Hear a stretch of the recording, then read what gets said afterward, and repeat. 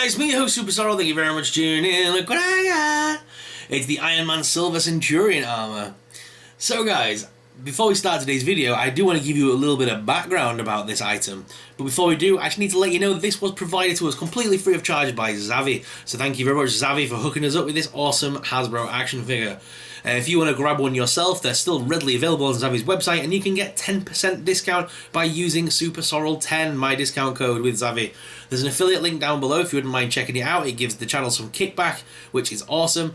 Obviously, I don't have any form of paid for service like some creators have. I don't have any form of, OnlyFans or anything like that. I don't ask for money from you guys. But the best thing to do would be to check out those affiliate links if you do want to grab one of these. They are readily in stock with Zavvi right now, and with my discount, it only makes it £18 to grab. So guys, without further ado, this is the Iron Man Silver Centurion. But who is the Silver Centurion? Let's take a look at who is the Silver Centurion and take a look at some comics and some details about this armor. Since his debut in Tales of Suspense number 39 in 1963, Tony Stark has constantly been tinkering with his Iron Man armour and constantly upgrading it. Stark usually favours the red and gold designs, which have become Iron Man's iconic colours, but in the 80s, Stark created a new armour, the Iron Man Armour Model 8, or as it's more commonly known, the Silver Centurion.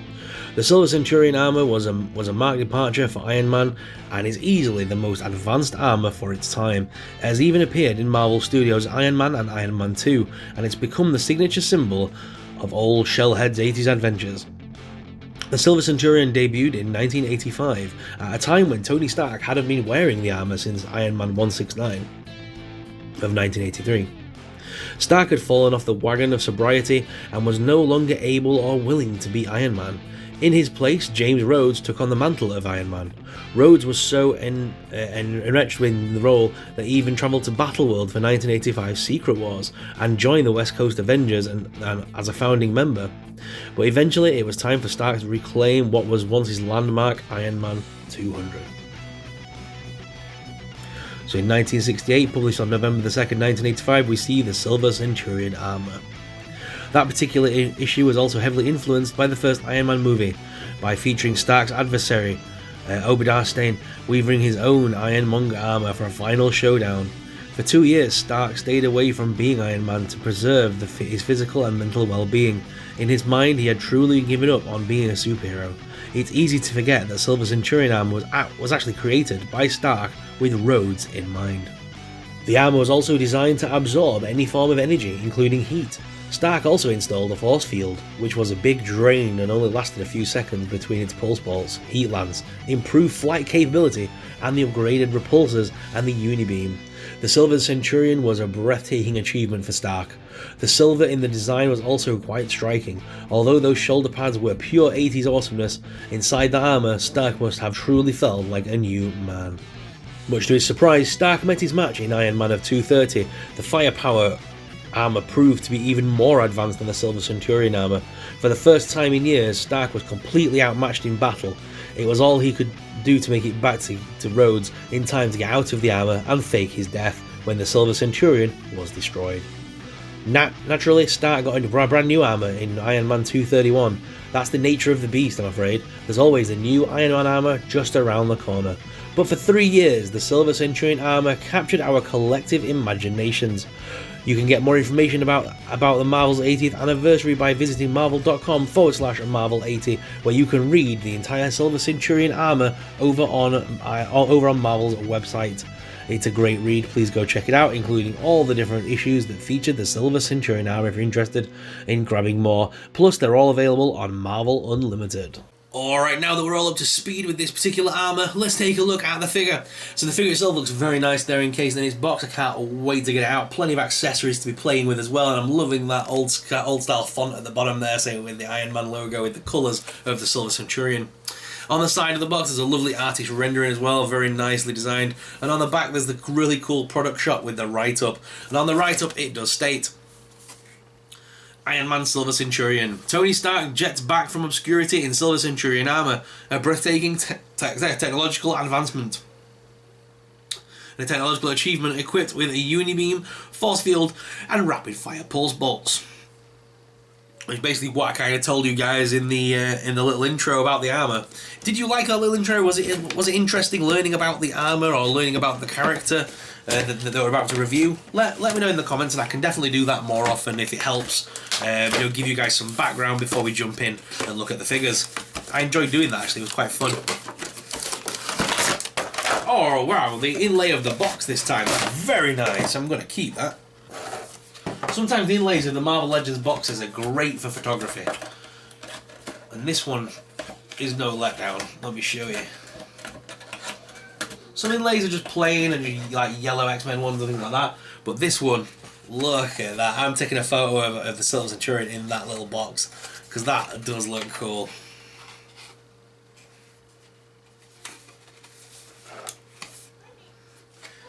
Pop that there.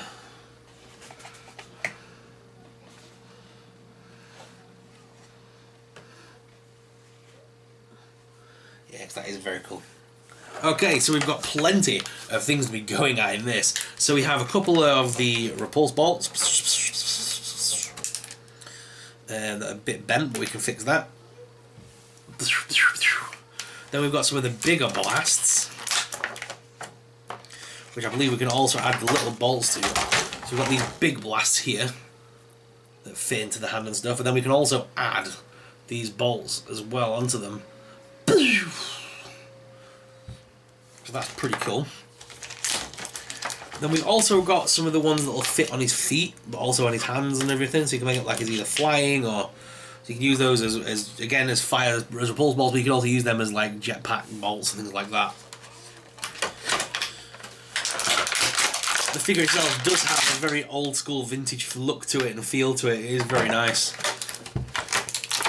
And of course it comes with two fisticuffs as well. He's got two open palm hands right now, as most Iron Mans do when you get them. But they have provided us with two fisticuff hands.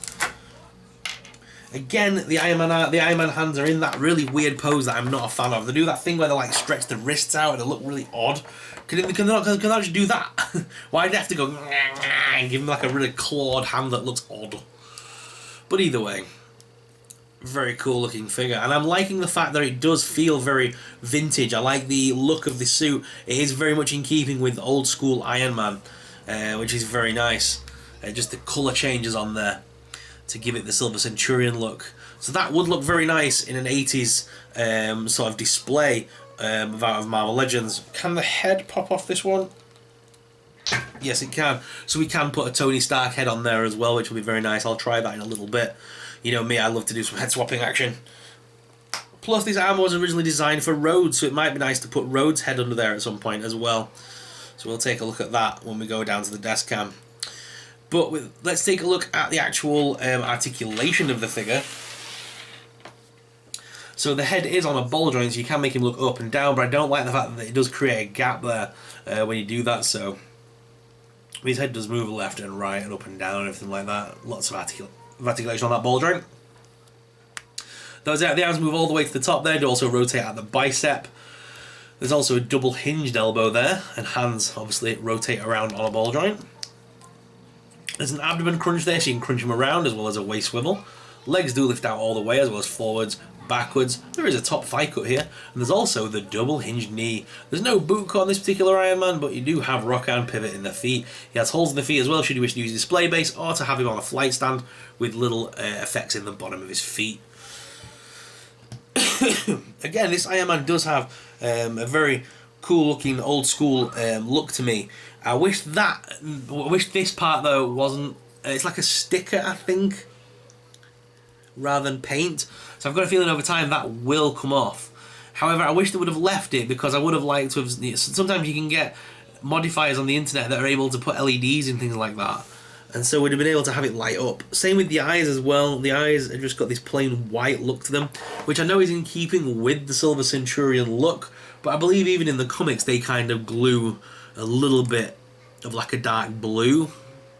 Oh no, sorry, I'm telling a lie. I'm looking back at the photos. In the original ones, you can actually see his eyes.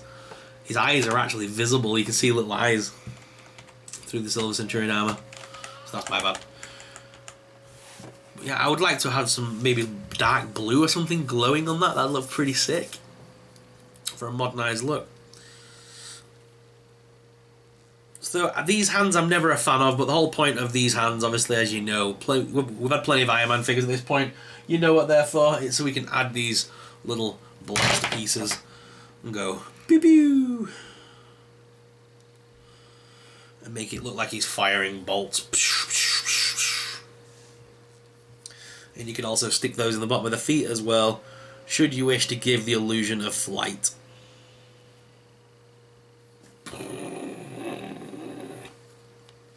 Very cool. So guys, what I'm going to do now is I'm going to head on down to the desk cam to give you guys an up-close personal look at this Iron Man. And we'll see what you guys think up close and personal. We'll do some head swapping and we'll have some fun. So let's head on down to the desk cam. Alright guys, so here is Iron Man out of the packaging, looking pretty cool indeed. As you can see, like I said, it is a very retro-inspired armour, and you'll see that when I put the other Iron Man at the side of him in a minute from the 80th anniversary collection. This Iron Man itself, though, is very nicely sculpted, very nicely painted. I'm not a fan of that diamond in the middle. That it does seem to be like a sticker rather than painted on, which I'm not really liking. But the rest of the armour is absolutely magnificent. The silver is very nice. I'm liking the pearl effect they've added to that colouring there, and I'm liking the red matte finish on the red rather than a gloss finish, as it does give it that old school look. Again, I'm loving the fact that the jetpack's just moulded on the back there, but not really standing out. It all just blends together nicely to create the Silver Centurion armour, which was meant to be an upgrade for Tony Stark. Well, for Brody originally. It was actually for War Machine. It was never anything to do with Tony Stark. Tony Stark was still not being Iron Man. He was still running away from the Iron Man name. But I believe he did design it, so if we stand Iron Man next to him there, we can get an old school Tony Stark head and a suited body. Let's have him standing next to his creation here.